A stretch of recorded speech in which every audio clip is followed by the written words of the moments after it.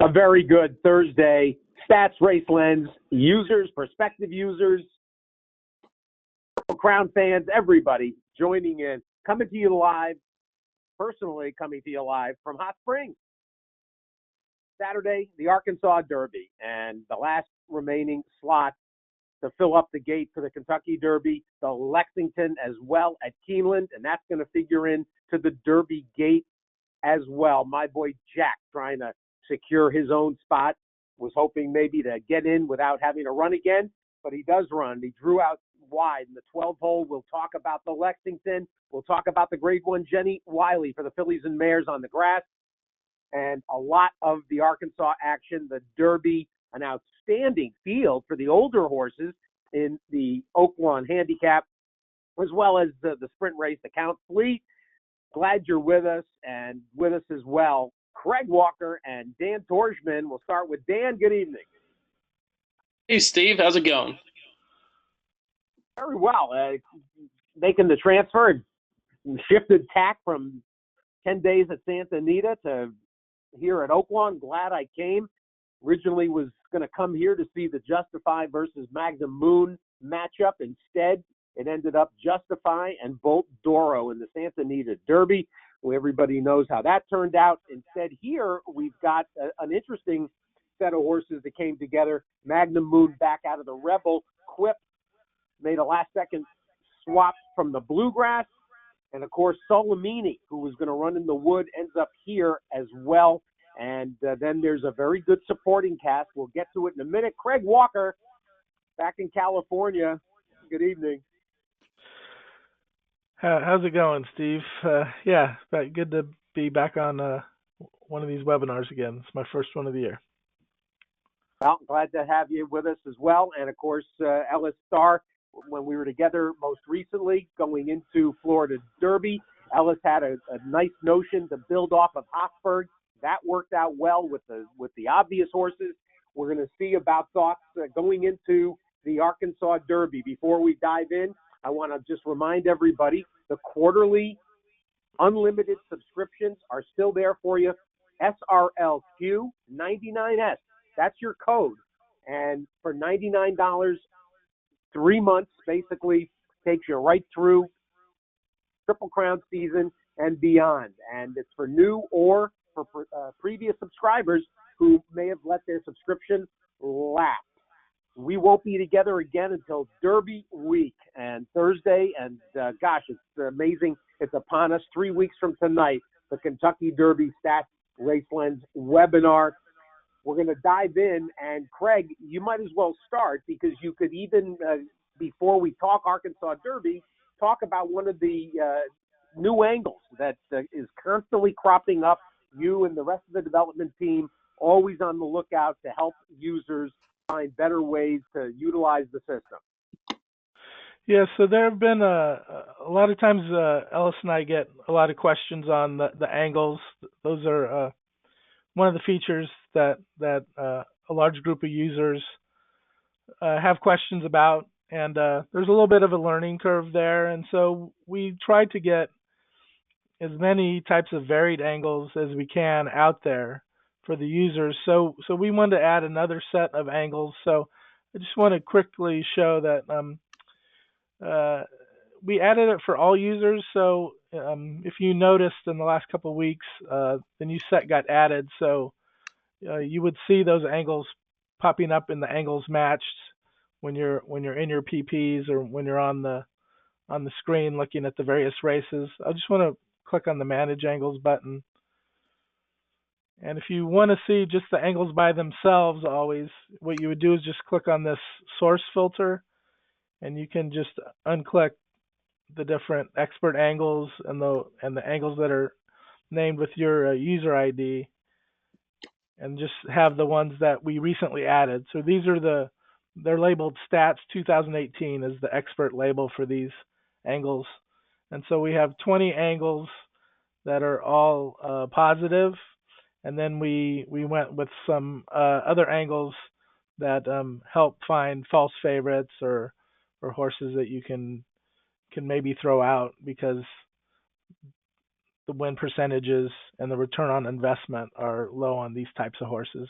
So I just encourage everyone to go through those, and it might spark some ideas that you have for angles that you want to create yourself. And always you can use one of these angles and then build off of it and click the Save As button. If you click on an angle and you go to edit it, if you just want to change something in the angle or add other criteria, when you save it, you can save it as a different type of name. So that's how that works.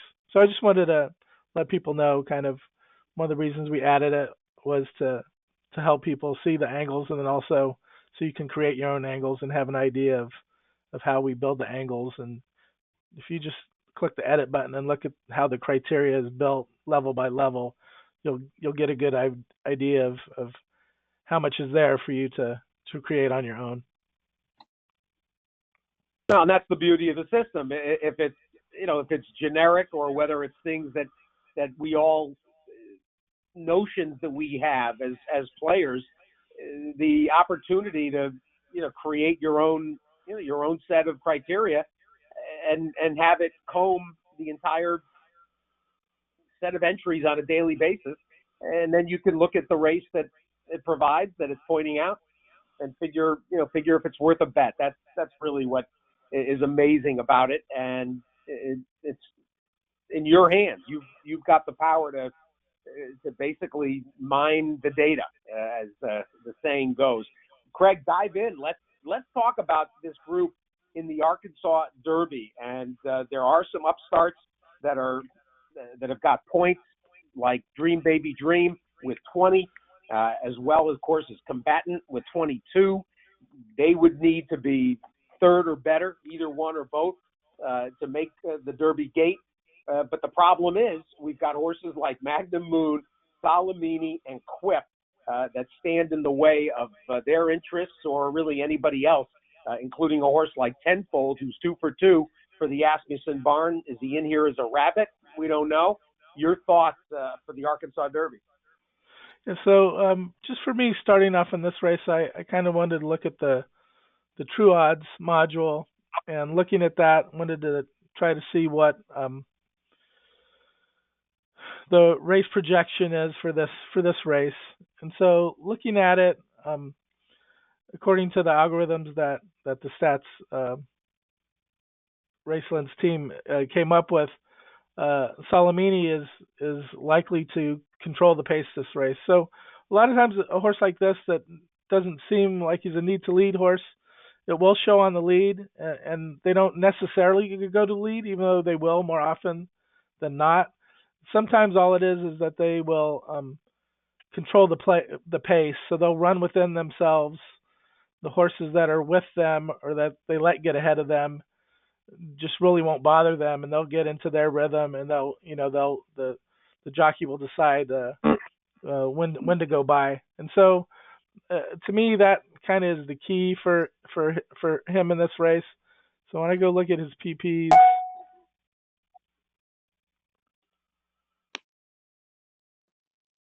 one second. Try to refresh it. Hold on.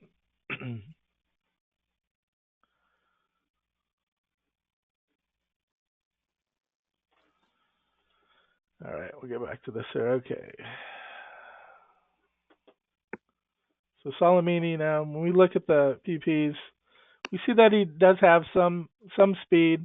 The numbers here are big 2 races back. These are the view that I have is the Trackmaster format. So instead of having the split times, it has the pace figures. So the first one's the early pace figure, and the second one's the middle pace figure. So that 114 and 110, when you mouse over it, it tells you that's the highest early pace figure at the distance and surface and PPs for any of the horses in this race. So that's one of the reasons I'm sure that the algorithm is building off of that race and having this horse on the lead. One of the things that I like is that he ran the 104 Equibase speed figure. So when you look back at horses, this is one thing when you're handicapping these 3-year-olds, or even It can be 4-year-olds or to me 5-year-old geldings, horses that still have room to progress. I'm trying to compare their speed figures from the season before to the current one. So when you see a horse like this run a 102, then a 107, then they take him off a layoff for a few months. When he comes back with like a 104, when it's a top trainer like Baffert, you know that this horse probably wasn't cranked up to 100%. So there's a big room for improvement on this. So yeah, so I could easily see a horse like this running like a 110, 111 speed figure, and they don't all do that. I mean, we see how lots of horses this year we've seen that are expected to improve, they just level off. They kind of peaked at 2. They'll have another later bump this year as they get older and mature, but they won't improve as much as some of the other horses that we were seeing that just keep improving by a lot of points all the time. So I can see this horse improving, and I think he's going to run better. Then also we can see that the last 30 days Baffert has been winning at a very high win percent.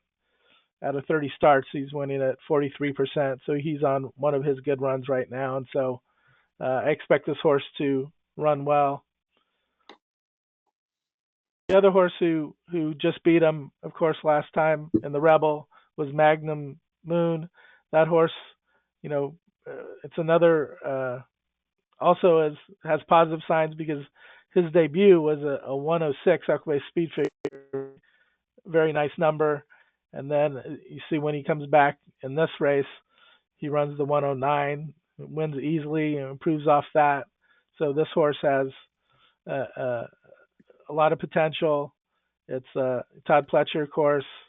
He of course is also doing well right now. You can see the last 30 days he's winning at 34% clip and even plus 11% ROI if you bet on it, all of his starters in the last 30 days, which is very unusual for him just because he gets bet so often. And but his win percentages, of course, is always high. And then the other contender is Combatant. This horse, we'll see what this horse turns out to be. He's definitely a hard trier. Looks to run every single time out. It's going to be a hard-nosed horse. When I looked at the true odds, so one thing that a lot of times I'll throw a horse out when I see a horse like this who has an outside post, and so the projection has him wide on the turn and then wide heading into the second turn. But so in general, I'm going to kind of discount horses like that. A lot of horses I'll completely toss. But with a horse like this that has still never shown anything wrong, he's always running in the money. That type of horse I still think is going to find a way to run well. But that's just, I want to just point out that's kind of one way that I handicap those types of horses. And one thing that I use the race projection for. So we can head over and hear what Dan has to say about this race. Hey, Craig. Yeah, I think Combatant's an interesting horse. To my eyes, at least, though, I think you see him flattening out a bit in the late stages. And that's going at a mile in the 16th in the Southwest in the Rebel. So at a mile and an eighth, I do have some concerns about him. I think it's sort of interesting, though, that Ricardo Santana presumably would have had the choice here between Combatant and Tenfold. Tenfold, sort of the horse with probably a bit more upside at this stage, I would think, and he hops off and goes to Combatant. Tenfold's interesting. He's not one that I have as my top pick or anything, but I do think that he can factor. I do like that he won on debut on the lead and then next out and first time against winners does it while stalking, so a little bit off the pace. So I think he's an interesting one, but for a lot of the same reasons that you mentioned that you went through, I do like Solomini. Solomini is going to be my top pick here. You alluded to Baffert in particular, and knowing that with a trainer like him and really any good trainer, you don't necessarily panic when a horse comes back off a long layoff. and doesn't run a top effort. So I thought it would be cool to just, put some research to the point you made earlier. And, so to that end, did a little research on Baffert, looking at the past 5 years, second off the layoff, with the horse finishing in the money last out in a grade one stakes race. And you can see some of the numbers there really backing up the point that you made. 31 starts, 6 wins, 21 in the money. So a very, very high in the money percentage. And I'm sure if you look through that list on the left there, you see a lot of familiar names, including American Pharaoh, who, of course, won this race second off a layoff. Now, he did also dominate in the Rebels, so he had that coming in. But Solimini, again, same connections. You've got, the Zayats have been high on him all along. They remain high on him. And I think you might see a peak effort. He's been working extremely well. He's got a great work there on April 2nd at Santa Anita, 59-4, second best of 81. And, my expectation is that we'll see the best of Solimini. And I think this field is within reach. The biggest threat, as you mentioned, is Magnum Moon. And Magnum Moon, certainly, if he runs back to his Rebel, is going to be tough. But I'm going to go ahead and kind of put my faith in Solimini taking that next step here, second off the layoff.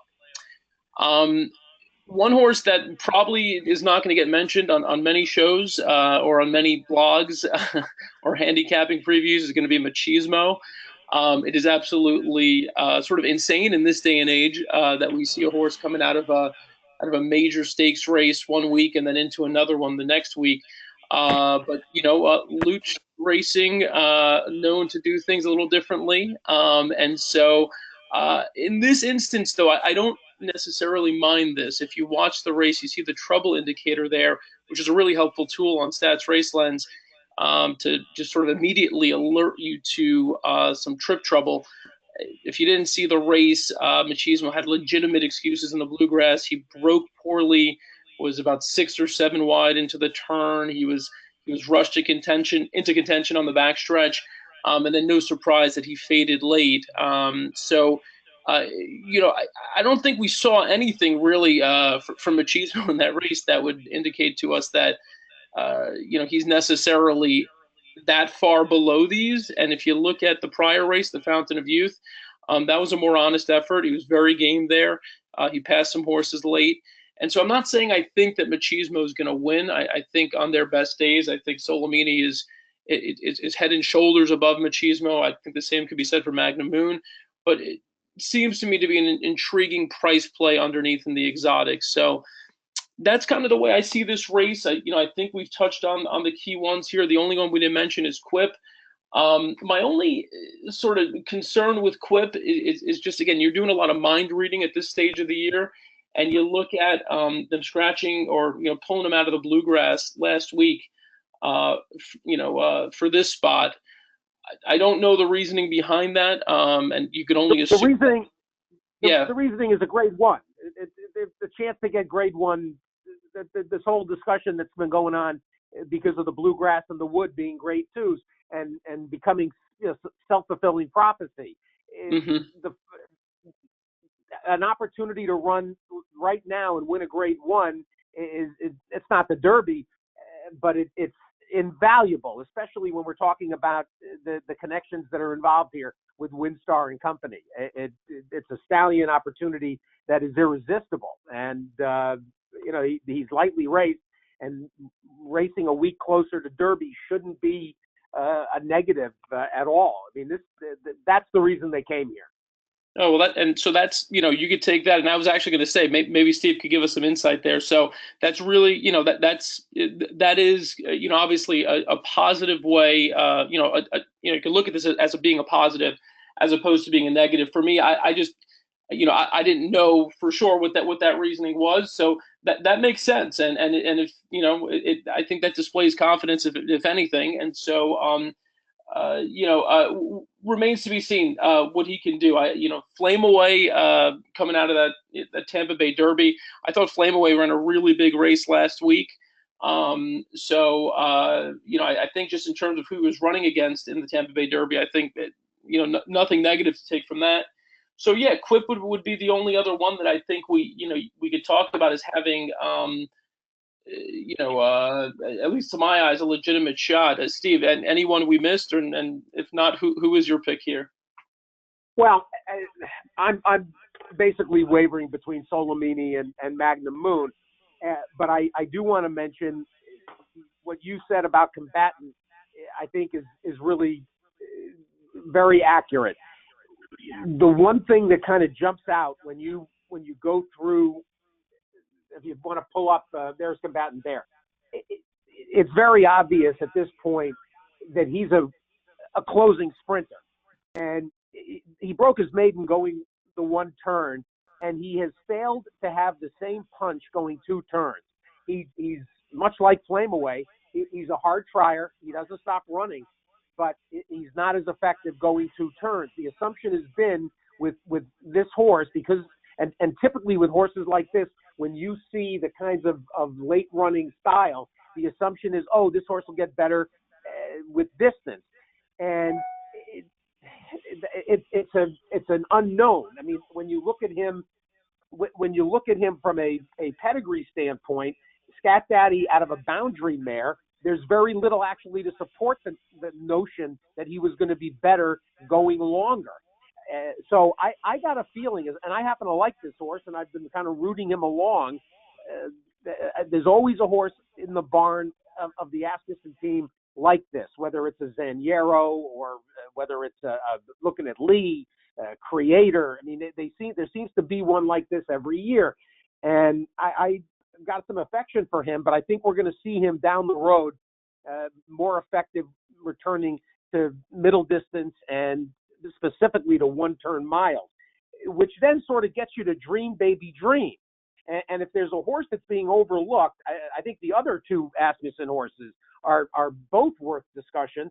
And Tenfold's presence in here is a real curiosity. And the biggest curiosity is Victor Espinoza. Let's pull up some stats, Craig. If and when Victor Espinoza has ever ridden for Steve Asmussen. Yeah, for sure he hasn't in the last 365 days, because we see it right there that there are no starts. But I can check the last 5 years at least. When Asmussen had that string in California, which was a fiasco, he probably did then. But and yes, Espinoza's in town and so forth. But to me, doesn't this smell, considering Winchell owns the horse and Winchell owns Combatant? Wouldn't you think that his presence and Victor Espinoza's style is to prompt a pace, to guarantee a pace for Dream Baby Dream and Combatant to try to run into? Yeah, it makes sense. So yeah, it looks like only one time has he they together. Yeah. Wow. That was on Crazy Unbridled Snow, who they tried to turn into a specialist down the hill, as it happened. Isn't that interesting? I could not remember Asmussen calling on Victor Espinoza ever. So anyway, that leaves us with Dream Baby Dream, who I think would be the logical stone closer, who would benefit if the pace gets hot. And I mean, I would hate to leave Combatant out now, and basically, have him beat me. But I don't like the way he has finished in these three races. And even when he went to Remington, he didn't have any punch late in the Springboard Mile. So, and that race had plenty of pace to chase.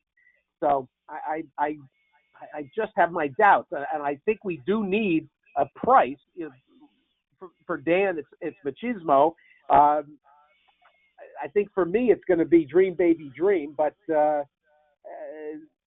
you got to basically make a determination as to the pace in here and how hot it could get. It's certainly going to be an honest pace. I think that Tenfold's presence, especially drawn inside the other speed, that will determine just how hot the pace gets. If you see Espinoza quarter horse it for the turn, that's an effort to prompt the pace. So this is a very good race. People thought the drama in this was going to be gone when Justify stayed in California, and instead, I think we've got a terrific, final major prep toward Derby. The 100, 40, 20, and 10 points on the line. Really good. Let's press forward, and we'll go to the Oaklawn Handicap. And this race for older horses, it's been a mixed bag. I was here 2 years ago and was treated to FNX's win, the ill-fated FNX.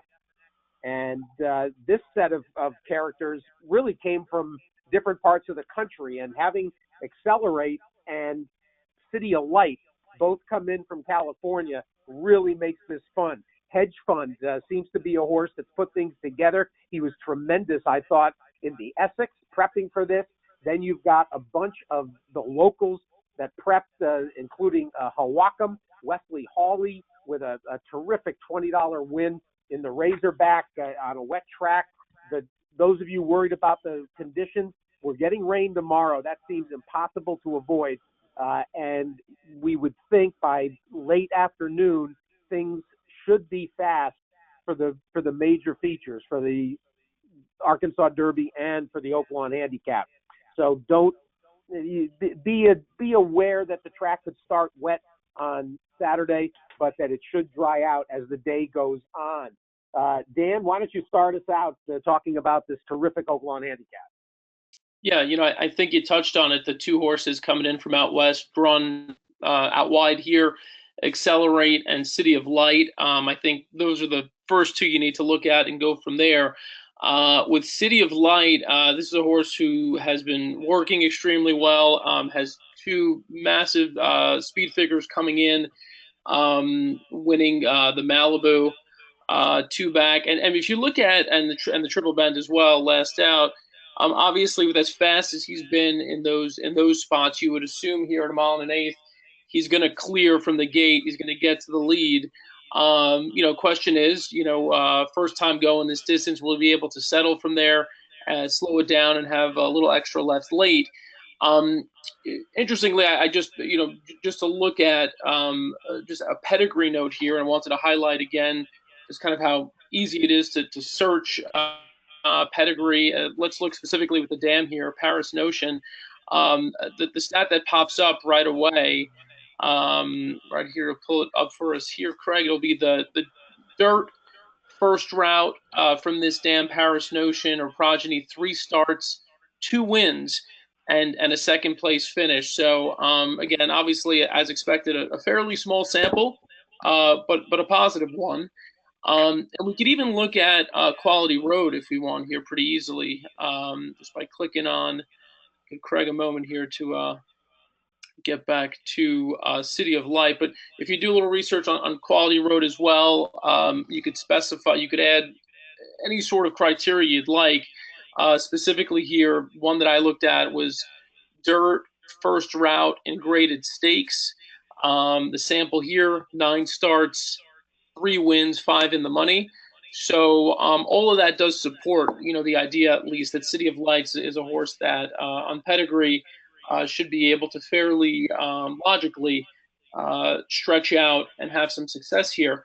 I think if he does clear, he's going to be really tough to catch.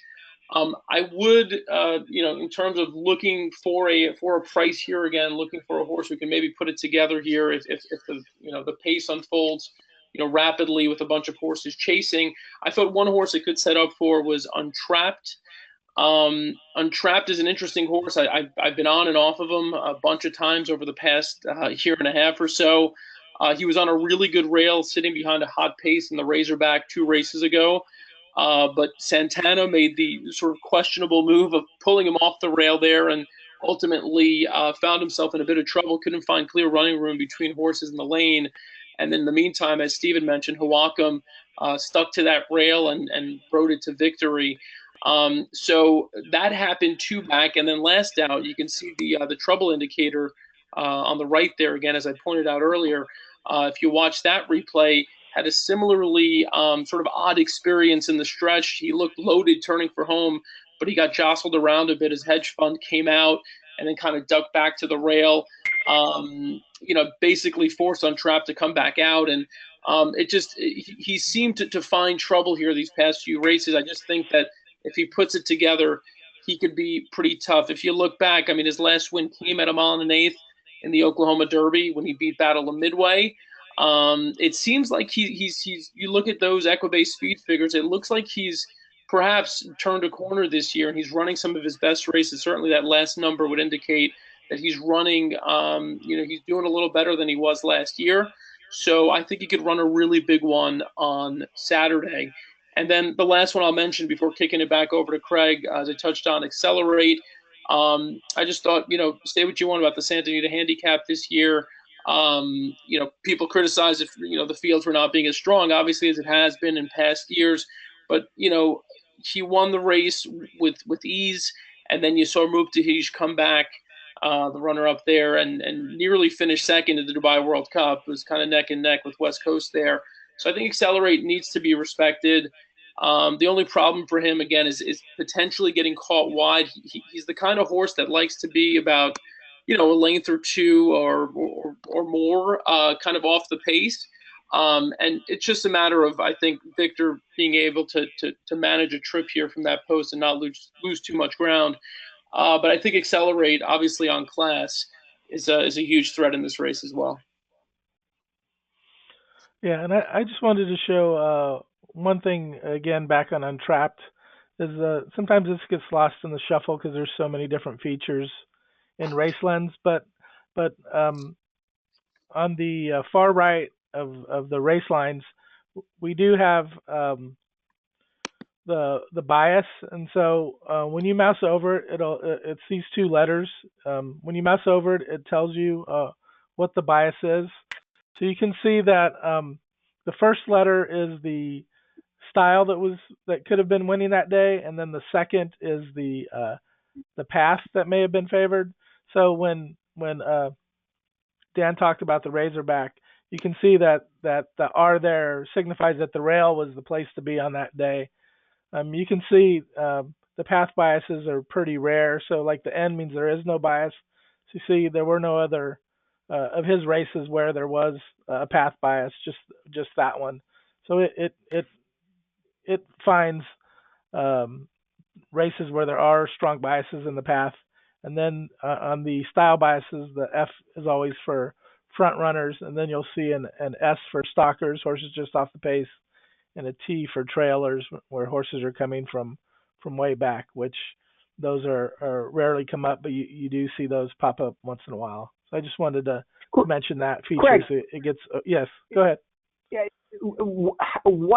explain the algorithm that determines if there's a clear rail bias. What is the determining factor? Yeah, it's very complicated. So it does parse through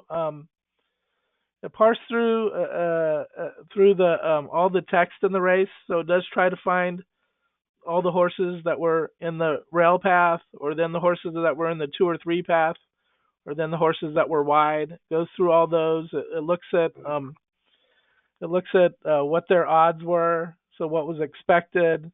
It looks at other factors like that, and then it looks through every race that's similar throughout the day. So the turf races, of course, are separate than the dirt races, and then sometimes the dirt does get split into the sprints and the routes, but other times the sprints and the routes are the same. It's a very complicated algorithm, and it's to me it works really well. I always love to hear when sometimes arguments about the track bias, and then go and look, because maybe it been a day that I wasn't paying attention to or something, then I go look what it came up with and what others are saying about it, and it's a lot of times it agrees with what with the consensus. Once in a while it doesn't. It's just was the way that we came up with to try to do it, at least in a methodical, scientific way as we could, with not having bias in the bias, if that's possible. And also, the other thing is that it does look at what was happening the day before yesterday, or if the weather changed. So there is the previous day's influence can influence today as well, unless it looks like there was some type of change. So there's a lot that goes into it. So that's kind of just the overall theory. Yeah. Well, and you said no, you hit on some very key elements, and anybody that watches New York, I mean, there's nobody better at bias discussion than Andy Sterling, and Andy always cautions people, not to assume a bias. You might get 4 races into a card, and people think, oh, look at this, you've had 4 horses from the inside on the front end win, and then you go look at the odds, and they were all favorites, and they were all horses that should have won. So seeing horses that were propelled by a bias at high odds, I mean, that is a real key to, when you see horses that are being carried by the racetrack that by all rights should have stopped, and yet they just keep finding more, as they say. That's a good indication. So the fact that the algorithm takes that into consideration, that's an important element.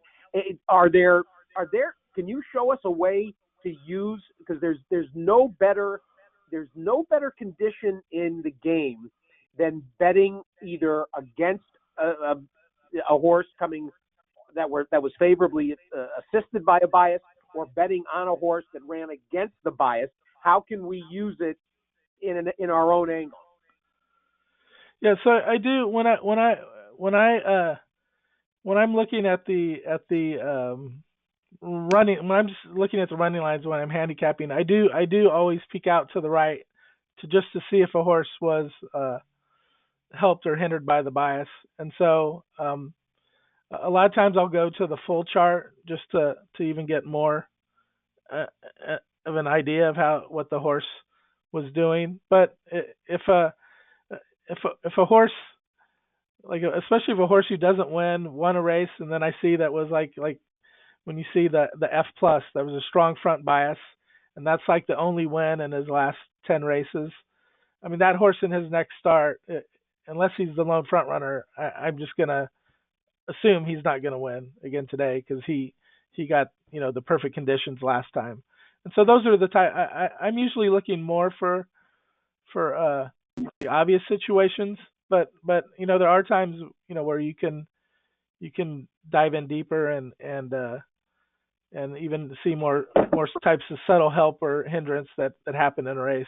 And then especially when you're looking at when you go into the true odds and look how a race is going to unfold, a lot of times if it shows the horse on an easy lead, like today, like Dan's saying on this race, it's agreeing with Dan that City of Light could get loose on the lead, and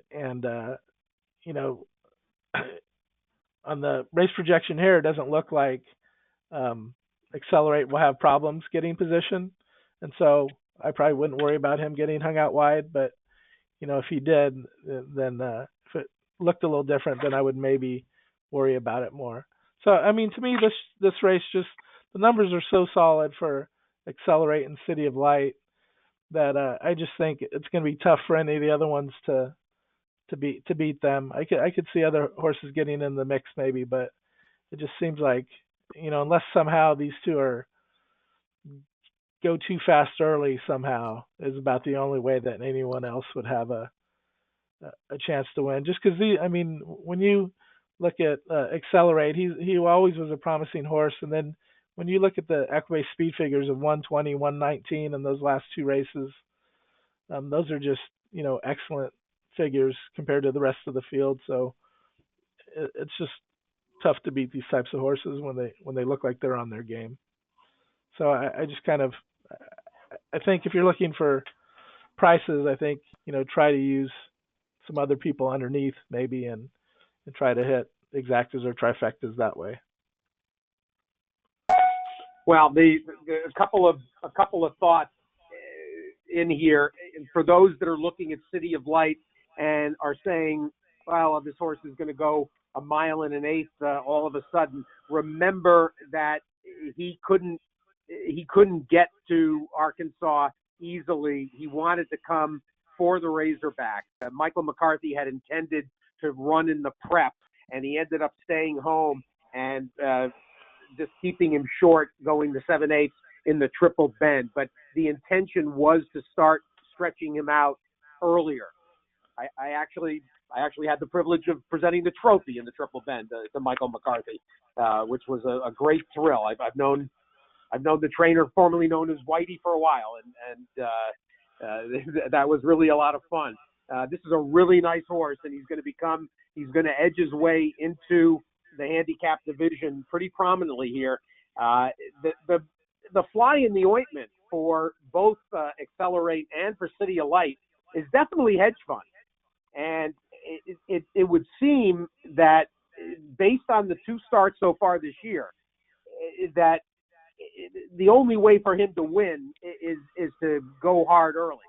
And that has really been a big part of his success in these 2 wins. And of course, the win in the Essex as the first trip to Oaklawn,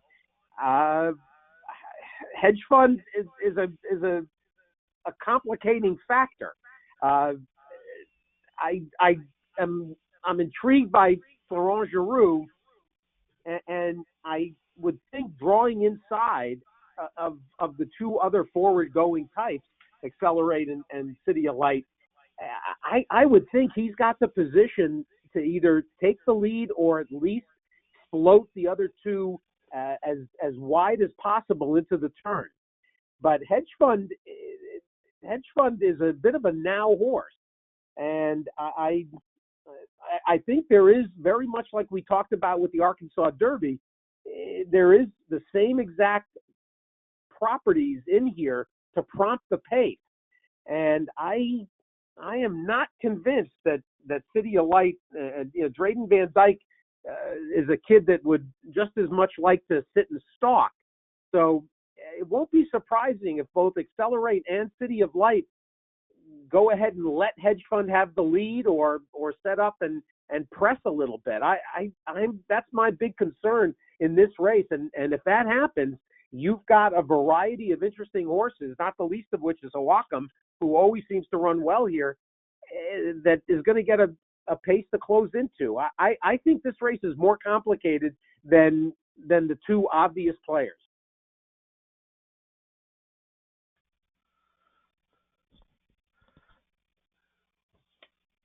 Yeah, we'll see. I mean, it just more clever to say than that.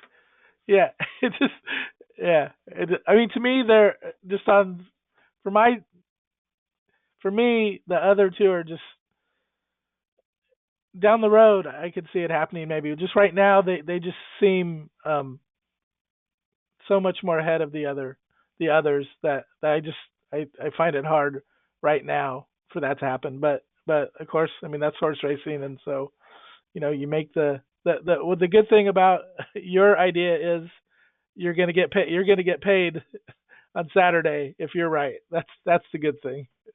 And the problem is, yeah. The problem is I don't know. What am I right about is my problem. And I that's because don't forget you've also got Colonel's Dark Temper, who can be forwardly placed, and there are enough horses that are interested in attending the pace to make this a fast-paced race. And the assumption that City of Light and Accelerate are going to set up 1-2 and chase each other around, it just doesn't make any sense. I mean, especially when you've got all these local horses that know their way around. I think Accelerate is the horse that can adjust the best. I'll say that he strikes me, as a horse that is getting more and has demonstrated up even before this the recent success that he can let some speeds go. So I mean he's to me he's the most likely winner, but I want to try to figure out a way to bet this with a horse that's closing into the potentially collapsing pace. That's my one idea here. And looking at Lee has been a complete disappointment. Sonneteer was absolutely awful in the Razorback, whether it was the mud or anything else. Hawakam probably at I don't know 8, 10, 12 to 1. He's probably the late runner you want.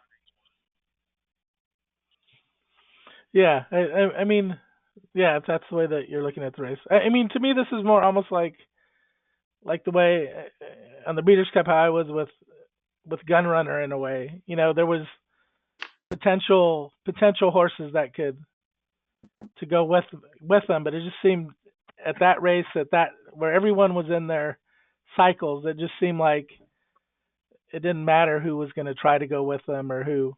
And I do agree with you that Accelerate is the one who's least likely to be affected by some kind of hot pace, where City of Light is more susceptible, I think, if somehow that does happen. Let's quickly go to the Count Fleet before we turn our attention to Keeneland. We want to have a full discussion about the Grade 1 Jenny Wiley, as well as the intriguing kind of misfit cast that came together for the Lexington. And let's dive in. I can start off with a Smart Spree. Just on to look up here where the angles matched are always one of my angles for this horse came out is Norm McKnight with horses who've won before. This horse, of course, has been on a long hot streak, so he's led to part of these numbers being so good. But this horse is just on a roll. The other thing I like about him is even though he's stepping up into a Grade 3 stakes, is that we always up here have the CR as the class rating, and when you look at that, that's what the algorithm show is to be the Equibase speed figure that the winner of the race will likely run. I mean that's just a good predictor of about what you need to run. And this horse has been running 115, 111, 112. So when they're in the ballpark of that, I don't worry as much about a step up in class. Same thing with horses who break their maiden. If the trainer's able to find a spot where a similar effort as far as the final time speed, Equibase speed figure is concerned, you're just not as worried about the step up in class as much, and so that's one of the reasons why I like Smart Spree here. The obvious favorite at 7-5 is Wetmore. One thing about this horse is that he has won a Grade 2, participated in Grade 2s and 3s and hit the board, so he's got class, but his speed figures aren't really that much stronger than anyone else in the race, and so it just seems like even though he's definitely a contender, I can't really see him as having separated from the rest of the group. And then one of the other horses I like that I think could pop up to win this race is One Time. He made the trainer change last time, and his trainer, when we look at the positive angle here, the trainer that had him for the last race, McLean Robertson, we can see in stakes races he has a high winning percentage in place, so 55% first or second with 82% return on investment. So he definitely picks the right spots for horses that he puts into stakes races, and he's just think he's going to do a good job with this horse again as he's taking him on, and that's just the way that I see the race as one of those horses winning. Dan? Yeah, that race, the Hot Springs Stakes. If anyone watching this hasn't seen that race, you got to go and watch that replay. What Wind Time did in that race was something that I haven't seen many times in my life. He was up on a red hot pace with the horse who I actually like in this race, the one Ivan Fallen of a lot, but I'm not even going to attempt to say that name again. So I'm going to just call Ivan. But he was up on the pace with Ivan. They went extremely fast. Wind Time was then taken off the pace after probably about a little. I mean, he was up with it for at least a quarter of a mile, and then Ramon Vasquez pulls him off and drops about 5 or 6 lengths behind him, at least, is what it seemed like visually. And then just as it looks like Whitmore is pulling away and going to win by 2 or 3 lengths, Wind Time just accelerates in the lane and almost runs him down. Really impressive visually, I thought. And yeah, if the horse can improve, in his second time out for Mac Robertson, I think he's definitely a danger. But I want to go back to Ivan just for a moment. As I mentioned, went way too fast early on last out with John Court up. Court not riding here. So I would, even though he's drawn the rail here, acknowledging that Wings locked up and Smart Spree on the outside have so much speed. I would think that the play is to stalk a little bit and to try to just secure position on the rail, kind of right behind them. And so my thought is they don't send him here and that he actually trips out and potentially has the race really set up for him. He's got some back class, and he also has shown in the past the ability to rate. So I'm not too concerned about him there. I did want to point out one negative stat on Smart Spree, who you brought up, Craig, as your top pick here. Trainer Norm McKnight, as you can see here, this is a horse who's coming out of claiming and then allowance races most recently. But trainer Norm McKnight going allowance to stakes races over the past 5 years. The numbers aren't that great. 16 starts, 1 win, 3 in the money. So he hasn't really been able to, as well as some of his horses have run at allowance level. What this tells you is that, he hasn't necessarily been able to kind of improve them to the point where they've been successful, obviously, in stakes companies. So that was a little bit of a red flag for me. And the other red flag with Smart Spree, as I mentioned, again, I think there's plenty of other speed in this race to keep him honest, most notably Wings locked up. So I'm going to go with Ivan here, and then always respect Whitmore, who ran a big race off a layoff last out. Should be right there once again. So that's the way I see the Count Fleet. Steve, any thoughts on that one? Not a lot. I would think that Whitmore has got a bit of a tactical edge, being midfield and being able to attend the pace or just set up behind the speed. I mean, it seems pretty obvious that Smart Spree is going to want to go. I think Contreras does have to go on Ivan Fallen of a lot. And that I think Wings locked up as well. Alex Kenchari will be inclined to go forward. So Whitmore's got a good scenario.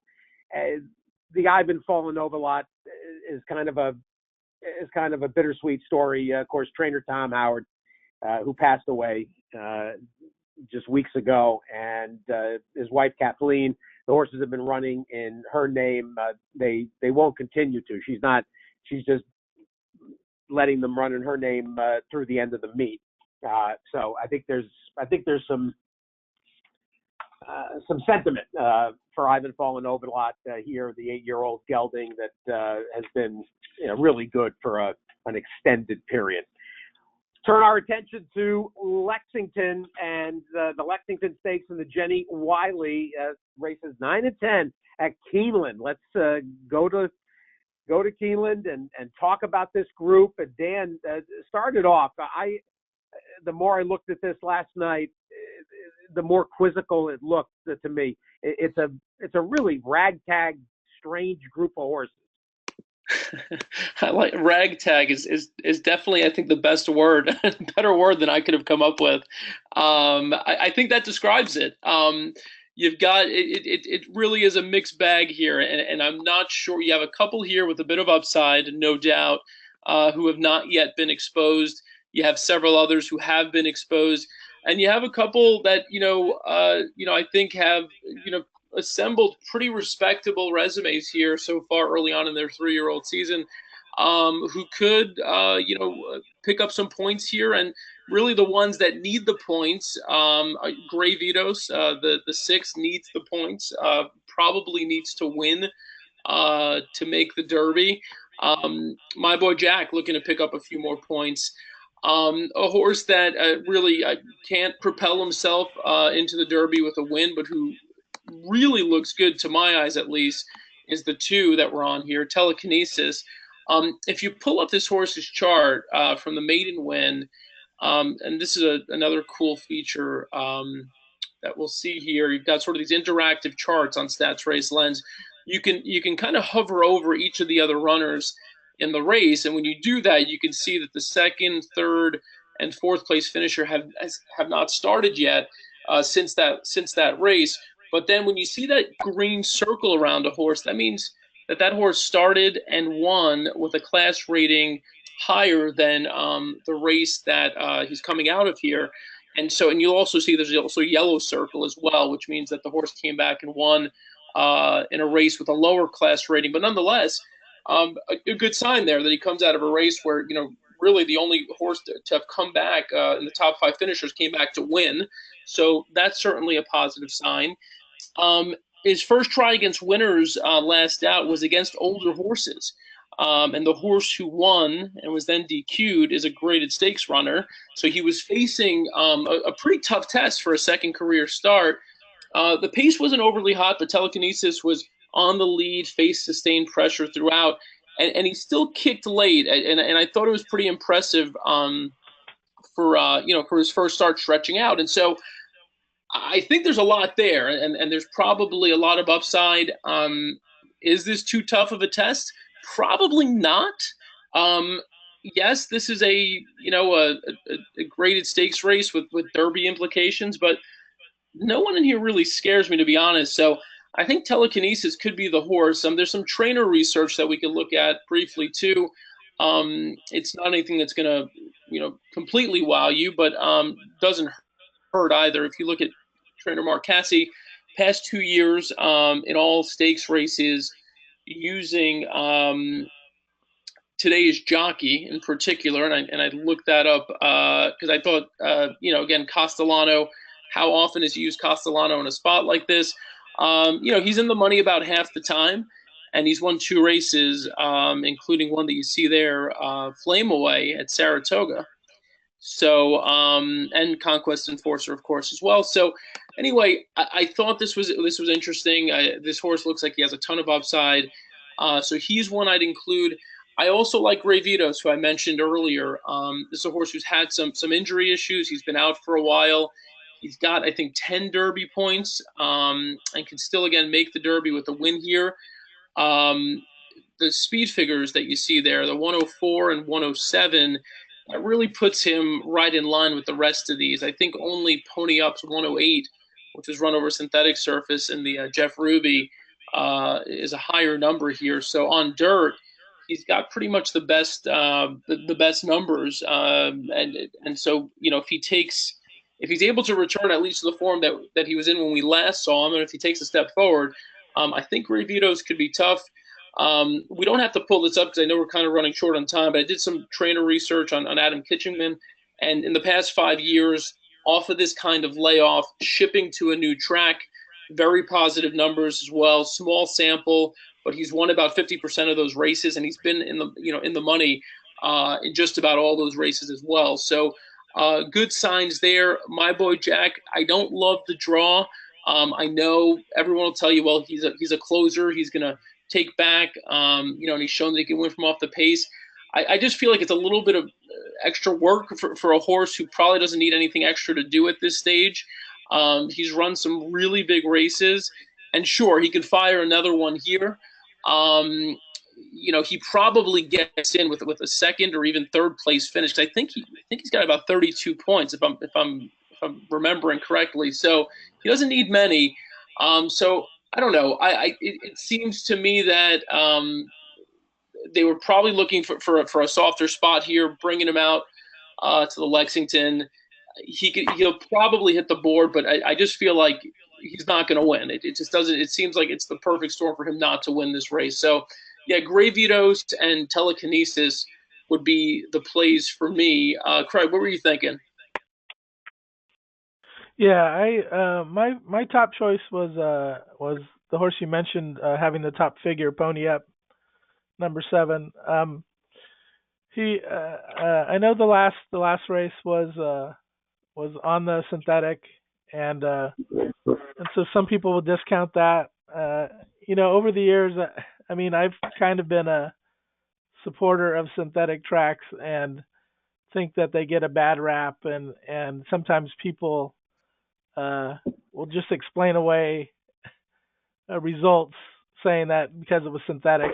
I mean, like to me, the World Cup this year with Thunder Snow winning, if that would have been a synthetic track, that's all we would have heard about was that the synthetic track was why Thunder Snow won. I know it would have been just that's all it would have been, and it had nothing to do with it because there was no synthetic track in Dubai this year, and just too many things get dismissed that way, and I mean, I don't agree with all of that.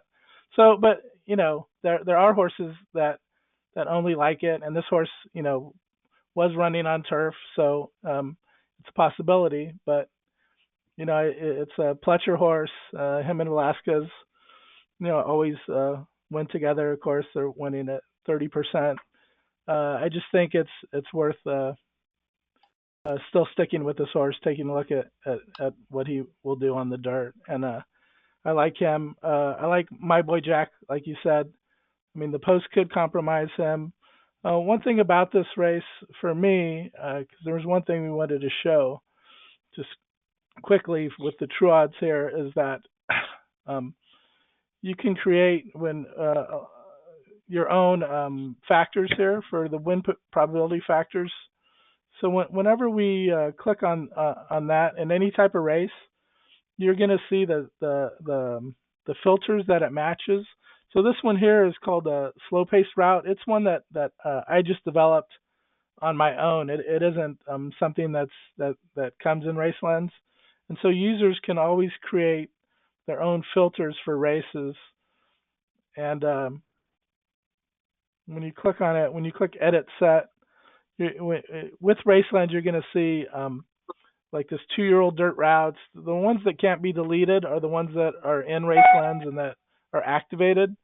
But I encourage people who are really into pace or into how things happen at different distances and surfaces to take a look at these and to examine them, create your own, just experiment. And what happens is those filters, when they get applied, they're going to affect this adjusted true odds column. So in this race, Pony Up, came up as the 2-to-1 overlay because of the way that I have my filter settings. For other people, it's going to be different, and that's just one way to separate yourself from the crowd. If you want things to kind of be more personalized in RaceLens, that's one aspect to do it, other than just create your own angles and the other things we see. That's another thing that you can get into with RaceLens. And then the other horse I like is Gravitas. Like what you said, there is one thing I'm going to show just as far as an angle with Gravitas. And so this one here is for his form. So it shows the workout furlongs per day is greater than or equal to 90%. I just want to quickly look at that. So this is one I don't remember who. I mean, I think back in the day, I think the whole handicapping school of thought that Dick Mitchell and his group I think they were the ones that I first heard about doing this. And what there is, it's kind of like a fitness test, and so they're looking at when you add up the furlongs for the last 30 days or whatever time period you want. If it's close to being equal to 30 days, then that's a positive sign. So a lot of times you'll add a fudge factor. So like in this case, I added 4. When you create your angles, you can add 3, 2, 1, or 0. But if we just look at the PPs, Gray Vito, so you can see that the horse has a 5 furlong, 7 furlong, 7 furlong, 6 furlong. It's got all these long workouts, and so it's just I think they have to get that horse that fit just because this horse hasn't raced this year yet, and coming into this type of race, I mean that's the only chance you get to be close to 100%. Your first time out, and so that I just wanted to point that out, that's one thing that you can use. And then just to me, to throw in a long shot to hit the board is Zanesville, and he just finished behind Pony Up in that race. That he ran the number. It's just one of those things that if I'm going to play Pony Up, then I have to box him with this horse and throw this horse underneath for third and fourth if I'm playing tries and supers. And so that's just my thoughts on this race. We can go on to the Jenny Wiley, wrap things up. I'll only add that to me, My Boy Jack is way the horse to beat here, and I don't. The 12 hole does not bother me. He's gonna like the configuration at Keeneland, and I think long term he's not really a 10 furlong horse. But this I think will suit him very well. And all you got to do is look back to the performance in the Southwest. They didn't want to run at all. They were very hopeful that coming out of the Louisiana Derby that they would have enough points. But he will be ridden to win. I happen to like Zanesville as the price too, Craig. And his form is dirtied up. He had to lay off the gas in the stretch of the Jeff Ruby, and I thought that he was the right price at 20-1 to play around with. Dale Romans will throw anything against the wall. Seven Trumpets shows up in here off of what I understand from John Nichols at Churchill was a very good half mile, but he's really been a frustration and a disappointment.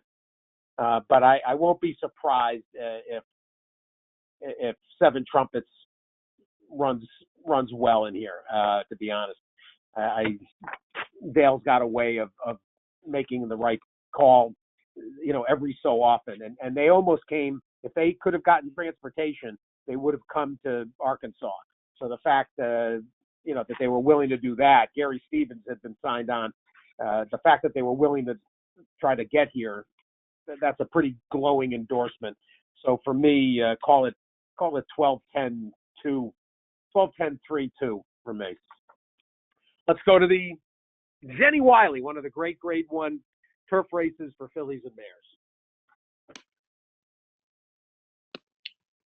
So for me, I just sure. So for me, I just wanted to point out one thing in this race as well. This was another race that for the way that I have my filters set up, this did come up as a slow-paced race, and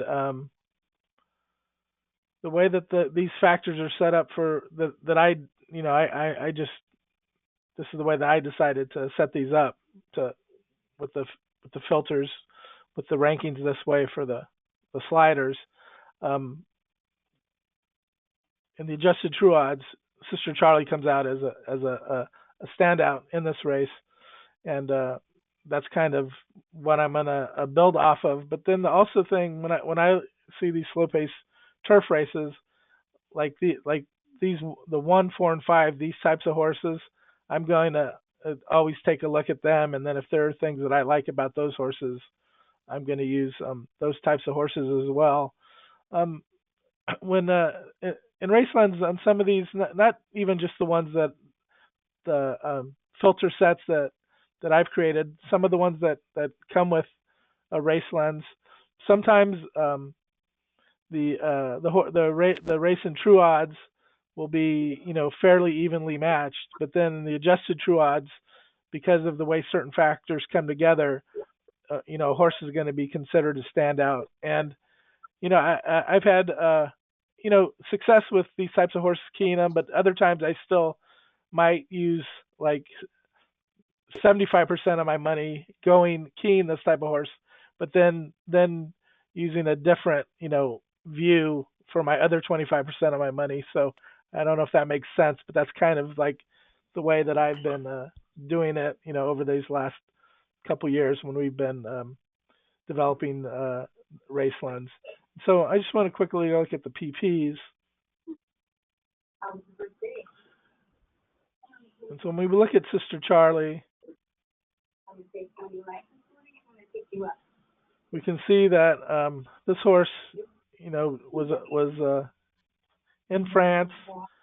Quickly got into the graded races and had success. I mean, one good thing about what we have included in race lens are these class and speed figures that are on the same Equibase speed figure scale, so that we can compare horses with their performance overseas and when they come to America. And so this horse had run big races, ran a nice race. The only time it came to the U.S. And then you can see that when you look at some of these angles here, you can see that the win percentages are good for Chad Brown off a long layoff. So winning 25% of the time. So I'm not really worried about the horse not being fit. I think it's going to run well.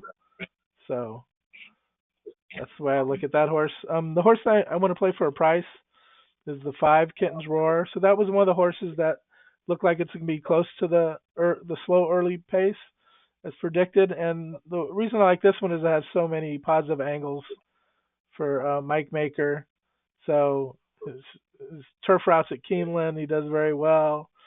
When Kendrick Carmouche rides for him, he does very well. When the horse is off 61 to 180 days, and you can see all these green numbers here always mean that everything is highly above average, and for the jockey too. So it's just those are all positive signs, and especially if the horses could be helped by the slow pace, that's a horse that I'm going to play a lot. And then the other horse that looks to be a contender for me is Cambodia, and this horse may be on or close to the lead today. I like the move to Leparoux getting on. That's always a positive sign in these turf routes at Keeneland. And it did earn a 120 in that filly and mare turf race. I thought it was going to run well. I was waiting for this horse to run back, but I think maybe it came back too soon was maybe the problem. I mean, I know some horses like Catholic Boy did well coming off a Breeders' Cup race, but this horse obviously didn't. It had a little bit of trouble. So those are the contenders I see. Dan, go ahead and hear your comments. Yeah. So I'm gonna sound like your echo here a little bit because I do like a couple of the horses. Do you like Sister Charlie? Would be my pick here. It's just a neck behind Breeders' Cup Juvenile Fillies turf winner New Money Honey in the Belmont Oaks last year. Also missed in Group 1 company by a length. And so this is one who's been competing at the top levels. Obviously, has got the class, and you mentioned has got the trainer. Certainly, Chad's got 3 in here. This one, as promising as any of them, I think. You can see the 40% for Chad in the last 30 days, which is just wild. And if you click on Chad right there, I think one of the trainer searches that we saved, because you mentioned the layoff there in particular, past 2 years, more than 180 days, coming back in a graded stakes race on the turf. So again, all that time off, coming back in a graded stakes race, 15 starts, 5 wins, 10 in the money. So yeah, no fear with Chad Brown. He'll certainly have Sister Charlie ready, I believe. So that's one that I really like. The only one that I would mention that you didn't mention is La Coronel. She's one who loves Keeneland. 3 for 3 over the turf, highest career Equibase speed figure for La Coronel.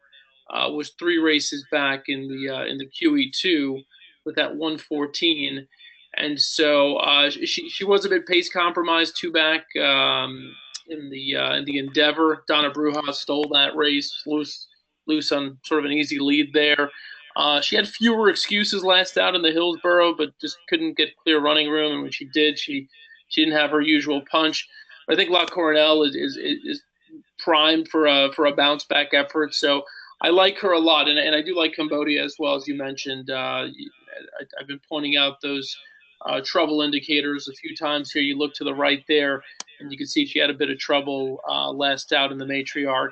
I think bounce back effort is in order, and so yeah, those would be my 3 there. Steve. Well, not a whole lot to add. I will mention that 4-star Crook, the New York bred mare, is simply miraculous, and the job that Chad's done with her is remarkable. She had no right at all to be doing what she's done, and she continues to get better and better and better. It's shocking.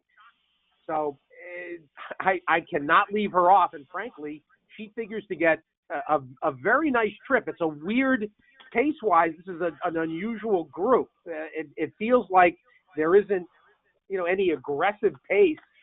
Donna Bruja, I guess Lovely Bernadette,